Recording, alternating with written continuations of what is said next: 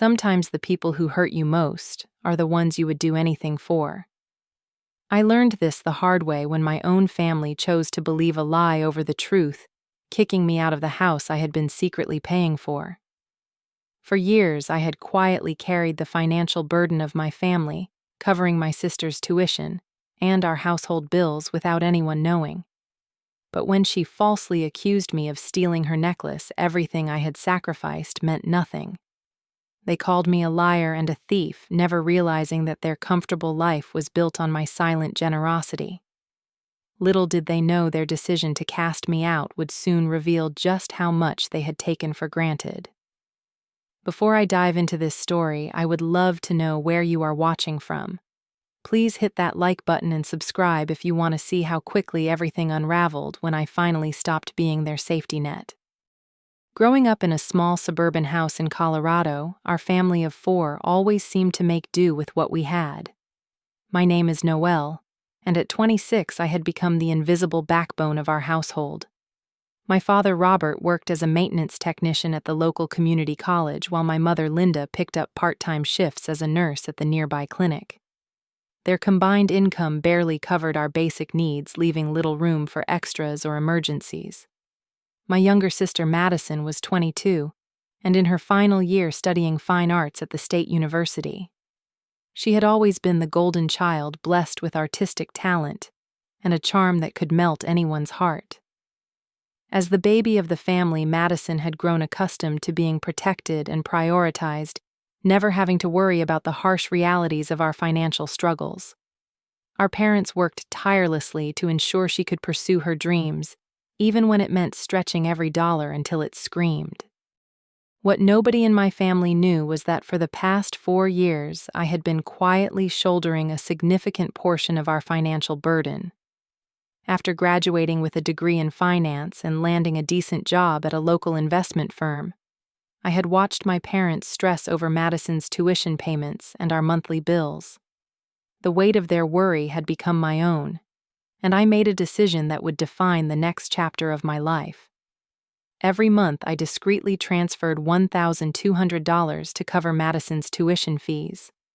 I told my parents that she had received a partial scholarship, allowing them to believe their financial stress was lighter than it actually was.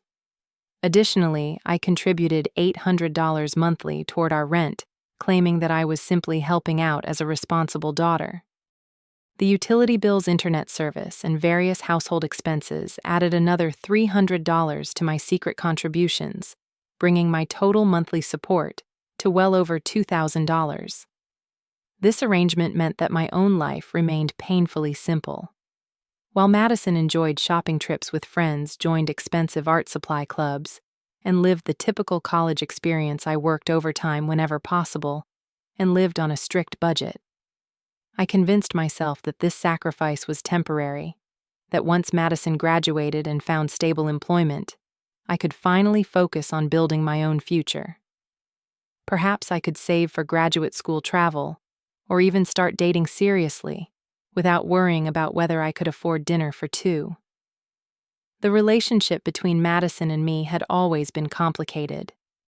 As children, our parents had established a clear dynamic where I was expected to be the responsible one, always looking out for my younger sister and making sure she stayed out of trouble. When Madison broke something, I was asked why I had not been watching her more carefully. When she struggled with homework, I was expected to tutor her. When she wanted something our parents could not afford, I was encouraged to share or give up my own belongings to make her happy. This pattern continued into our adult years, though it became more subtle. Madison would borrow my clothes without asking and return them damaged or not at all. She would eat food I had specifically bought for myself, then act surprised when I mentioned it. When friends came over, she would take credit for ideas or accomplishments that were actually mine, and our parents would beam with pride at their creative, successful younger daughter. Despite these frustrations, I loved Madison deeply. She was my sister, and I wanted her to succeed. I told myself that her behavior was simply immaturity, and that she would eventually grow out of these selfish tendencies. I convinced myself that my financial support was an investment in her future, and that someday she would understand and appreciate what I had done for our family. However, as months turned into years, I began to feel the strain of carrying this secret burden. My social life suffered because I could rarely afford to join friends for dinner or weekend trips. My savings account remained stubbornly small despite my steady income, and I found myself growing resentful of Madison's casual attitude toward money. She would complain about wanting designer art supplies, or express frustration when she could not afford the latest fashions, seemingly unaware that her comfortable lifestyle was being subsidized by someone else's sacrifice. The breaking point was approaching, though I did not recognize it at the time. Small incidents began to accumulate, creating an undercurrent of tension that I tried desperately to ignore. Madison's sense of entitlement seemed to grow stronger each month, and I found myself questioning whether my sacrifices were truly helping her, or simply enabling her to avoid the reality that most college students faced. The catalyst for everything that followed was an innocuous piece of jewelry that Madison treasured above almost anything else. The silver necklace featured a delicate crescent moon pendant that caught the light beautifully when she wore it. Her boyfriend Tyler had given it to her for her 21st birthday, and she rarely took it off except when showering or swimming. The necklace had become part of her identity, and she often fidgeted with the pendant when she was nervous or deep in thought. About a week before the incident that would change our family forever, I had overheard Madison on the phone with her best friend Sarah, frantically searching her room, while explaining that she had left her precious necklace at Sarah's apartment after a study session. She was clearly upset, describing how she always felt incomplete without it, and worried that something might happen to it while it was away from her. I had made a mental note of this conversation, but thought nothing more of it at the time. The following Sunday morning started like any other weekend in our household. The smell of coffee and bacon filled the kitchen as Mom prepared breakfast, while Dad sat at the table reading news on his tablet. Madison appeared in the doorway wearing her favorite oversized sweater and fuzzy slippers, her hair still messy from sleep. I was buttering toast when the peaceful morning atmosphere was shattered by a piercing scream from Madison. She stood frozen in the kitchen doorway, her hand clutched to her bare throat where the necklace should have been. Her eyes were wide with panic, and her voice cracked as she announced that someone had stolen her necklace from her bedroom. The accusation hung in the air like a toxic cloud, immediately putting everyone on edge and transforming our relaxed family breakfast into an interrogation scene. I set down my knife and calmly reminded Madison that she had told Sarah about leaving the necklace at her apartment just a few days earlier. I suggested that perhaps she was confused about having retrieved it, since I distinctly remembered her complaint about feeling anxious without it. My logical explanation should have resolved the situation quickly, but instead Madison's face flushed red with indignation. She vehemently denied ever leaving the necklace anywhere, insisting that she had definitely brought it home on Wednesday evening and had worn it to bed that very night. Her voice grew louder and more dramatic with each word, and she began gesturing wildly as she painted a picture of mysterious theft occurring while the family slept. Dad looked up from his tablet with concern, while Mom abandoned the stove to focus entirely on the unfolding drama. The situation escalated quickly as Madison began pointing fingers and demanding answers. She wanted to know who had been in her room, who might have access to her jewelry box, and why someone would target her most precious possession. Her performance was worthy of an Academy Award, complete with trembling lips and tears that seemed to appear on command. Our parents immediately began asking questions, trying to piece together a timeline of who had been where and when.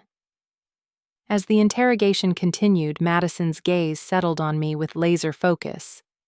She announced that I was the only person who had entered her room the previous day, when I had returned her clean laundry and placed it on her bed. The way she said it carried a clear implication, and I felt my stomach drop as I realized where this was heading. Her tone suggested that my presence in her room was somehow suspicious, despite the fact that I had been doing her a favor by bringing up her freshly laundered clothes. I tried to maintain my composure as I explained that I had simply placed her laundry basket on her bed and left immediately without touching anything else in her room. I emphasized that I had absolutely no interest in her jewelry and reminded everyone that I had my own accessories that I preferred. My voice remained steady, but inside I was beginning to feel a creeping sense of dread as I watched my parents exchange meaningful glances. Madison was not satisfied with my explanation. She crossed her arms and declared that the necklace had definitely been in her jewelry box when she went to bed, and that its disappearance could not be a coincidence. She suggested that perhaps I had been envious of her beautiful necklace and had impulsively taken it while delivering her laundry. The accusation was so absurd that I almost laughed, but the serious expressions on my parents' faces warned me that this was no longer a simple misunderstanding. The tension in the kitchen became suffocating as Madison continued building her case against me. She reminded everyone that I had always been jealous of her relationship with Tyler and suggested that stealing his gift to her would be a way of hurting them both. Her creativity in constructing this narrative was impressive, but also deeply hurtful, as she twisted innocent interactions into evidence of malicious intent. I found myself defending not just my actions but my character and motivations, trying to convince my own family that I was not capable of theft. The irony of the situation was not lost on me, considering that I had been secretly supporting this very family for years, without any recognition or appreciation. Here I was being accused of stealing from people whose bills I was paying, and they were believing the accusation without question.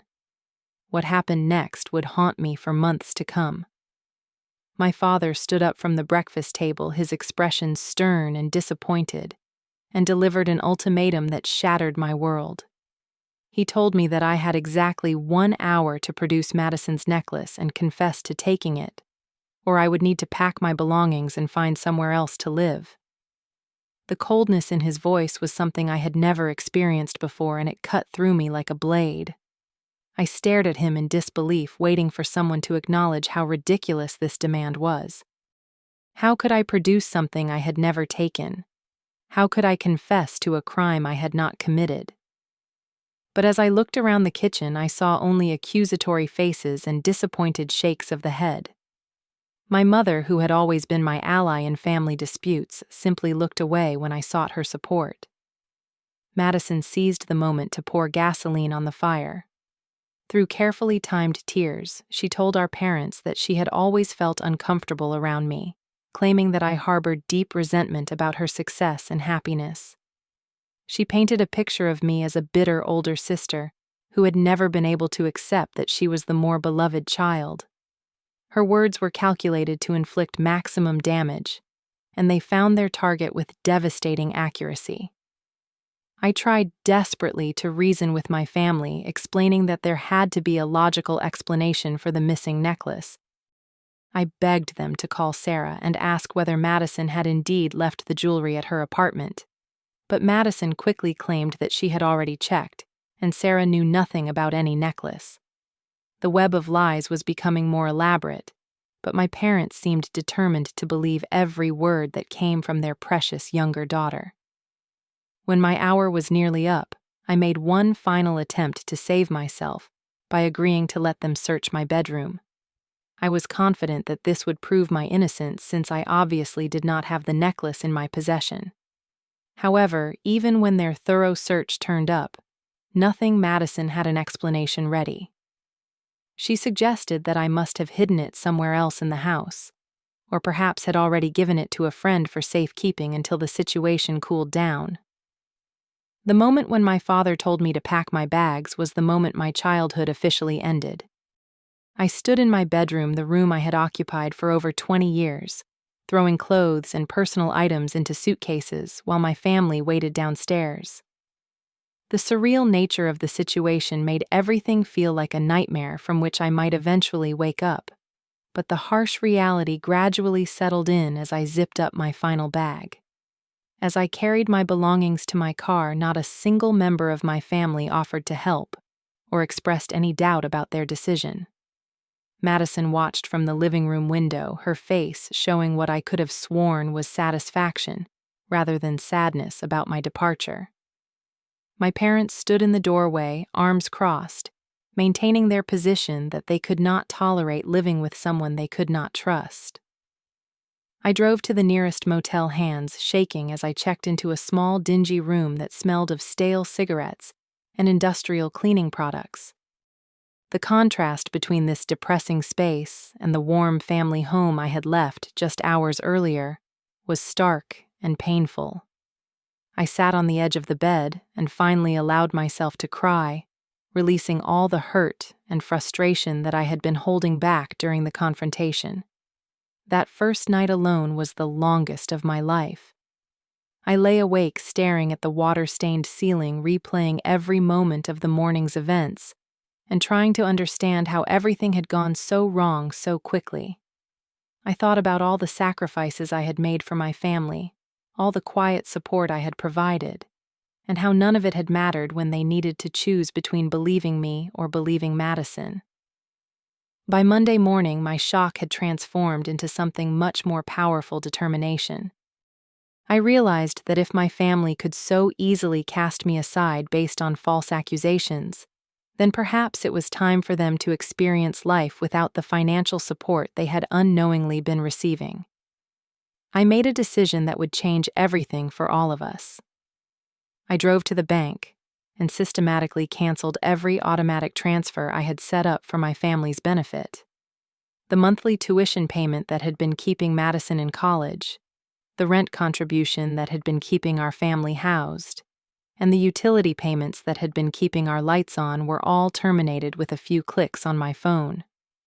For the first time in years, my paycheck would be entirely my own to spend or save as I saw fit. The sense of liberation was immediate and intoxicating. I opened a new savings account and transferred the money I would have normally sent to my family, watching my balance grow by over $2,000 in a single transaction. I changed the passwords on every shared streaming service and online account that I had been paying for, effectively cutting my family off from the digital conveniences they had taken for granted. Over the next week, I threw myself into building a completely independent life. I found a small studio apartment in a different part of town, far enough away that I would not have to worry about running into my family at familiar places. The apartment was modest but clean, with large windows that let in plenty of natural light, and a cozy kitchenette where I could prepare simple meals. For the first time in my adult life, I decorated a space that was entirely my own, choosing colors and furniture that reflected my personal taste, rather than trying to accommodate others. The consequences of my family's decision began to manifest much sooner than I had anticipated. Exactly 2 weeks after they had kicked me out of the house, Madison received an automated email from her university's financial aid office, informing her that her tuition payment for the current semester was overdue. The message explained that her enrollment status would be changed to inactive unless the balance was paid within 5 business days. Madison initially assumed this was a computer error and called the university to clarify. When the financial aid counselor confirmed that no payment had been received for over 2 weeks, Madison began to panic. She had never been directly involved in managing her tuition payments, trusting that our parents had everything under control. The discovery that there was no scholarship, no special payment plan, and no mysterious benefactor was devastating to her carefully constructed worldview.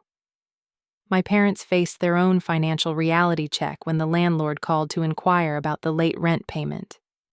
For years, they had budgeted based on the assumption that my contribution would automatically appear in their account each month, allowing them to allocate their own income toward other expenses.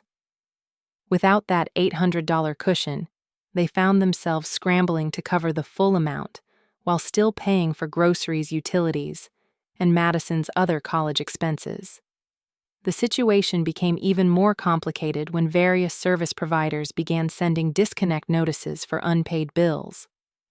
The internet service that Madison relied on for her online classes was scheduled for termination, along with the premium cable package that had become part of their daily routine. The family's comfortable lifestyle began to crumble piece by piece as they realized how many of their expenses had been invisibly subsidized by my contributions. Madison was forced to have an uncomfortable conversation with her academic advisor about potentially dropping classes or taking a semester off to resolve her financial situation. The idea of delaying her graduation was unthinkable to her, but the mathematics were unavoidable. Without the monthly tuition payments she had unknowingly been receiving, there was simply no way for our parents to cover the full cost of her education while maintaining their basic living expenses. During this same period, my mother began making desperate phone calls to relatives and friends, trying to borrow money to bridge the gap until they could figure out a long-term solution. The conversations were humiliating for her as she struggled to explain their sudden financial crisis without revealing the full truth about how dependent they had become on my secret support. Pride prevented her from admitting that they had driven away the very person who had been keeping their household afloat. Meanwhile, Madison's relationship with Tyler began to show signs of strain as the stress of her academic situation affected her mood and behavior. She became irritable and anxious, snapping at him over minor issues and constantly worrying about her uncertain future. The carefree girl he had fallen in love with was disappearing, replaced by someone consumed with financial anxiety and family drama. The truth about the necklace finally emerged during one of Madison's increasingly frequent emotional breakdowns. While venting to Tyler about her impossible situation, she mentioned feeling guilty about something, but initially refused to elaborate. Under gentle pressure from her boyfriend, who was concerned about her mental health, Madison finally admitted that she had never actually brought the necklace home from Sarah's apartment. The confession came tumbling out in a rush of tears and self-recrimination. Madison revealed that she had been too embarrassed to admit losing track of her precious gift, so she had constructed the theft story as a way of deflecting responsibility. She had never intended for the situation to escalate to the point where I was kicked out of the house. But once the lie had been told, she found herself trapped in an increasingly elaborate deception. Tyler was horrified by this revelation and insisted that Madison immediately contact our parents to confess the truth and apologize. However, Madison's fear of facing consequences for her lies was stronger than her guilt about the damage she had caused. She begged Tyler to keep her secret, promising that she would find a way to make things right without having to admit her deception. The weight of carrying this secret, combined with the stress of her crumbling academic and financial situation, began to take a serious toll on Madison's mental health. She started having trouble sleeping and lost her appetite, leading to noticeable weight loss that worried everyone around her. Her art professors commented on the dark, troubled themes that had suddenly appeared in her work, reflecting an inner turmoil that she was struggling to contain. 3 months after being cast out of my family home, I had successfully built a life that was entirely my own for the first time in my adult years. My studio apartment had become a sanctuary of peace and independence, decorated with plants and artwork that reflected my personal taste. The walls displayed photographs from weekend hiking trips and certificates from professional development courses I had finally had time to take. My career had flourished in ways I never expected once I was able to focus completely on my professional goals. Without the constant worry about my family's finances weighing on my mind, I threw myself into projects at work with renewed energy and creativity. My supervisor noticed the change, immediately praising my innovative ideas and attention to detail. Within 2 months, I received a promotion to senior financial analyst, along with a substantial salary increase that made my newfound independence even more secure. The extra income allowed me to explore interests and hobbies that had been impossible when every spare dollar was going toward my family's expenses. I enrolled in evening painting classes at the local community center, discovering a talent for landscapes that brought me immense joy and satisfaction. The art studio became a place where I could lose myself for hours creating beauty instead of constantly solving other people's problems.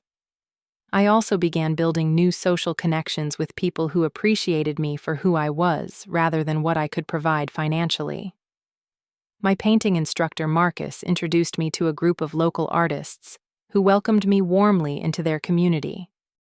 These friendships were based on shared interests and mutual respect, a refreshing change from the one-sided relationships that had characterized my family dynamics for so long.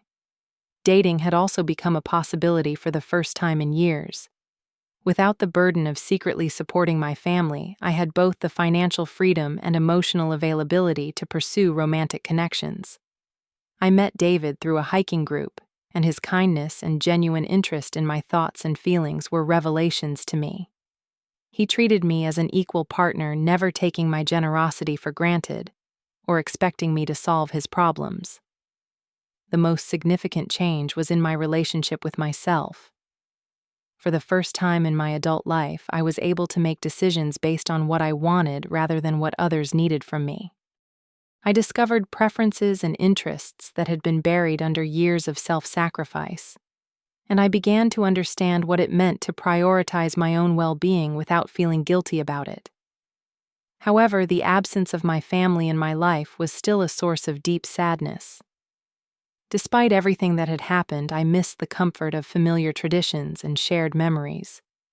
I thought often about my mother's Sunday morning pancakes and my father's terrible jokes during television commercials.